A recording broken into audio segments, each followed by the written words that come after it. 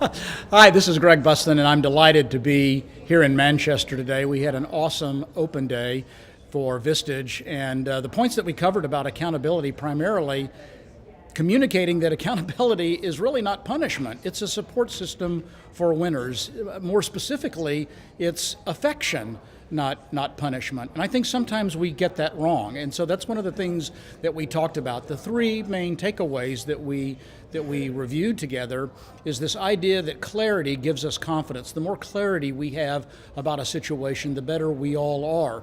And when we struggle with accountability, usually, most of the time, it's because we don't have clarity around what's going on, or we don't have clarity about what was expected.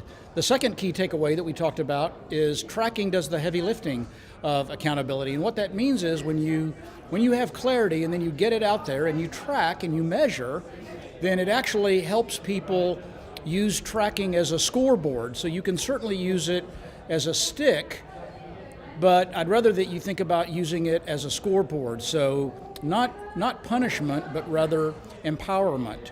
And then ultimately, when I talk about the conversation, it's the exclamation point. It's not the starting point of accountability. And assuming you don't know what to do, the best way to come at this is with questions. So we talked about this idea of leading with questions. And as I said, the idea of questions is not helpful if you already know what decision you're going to make, because then it's inauthentic and you're just torturing one another.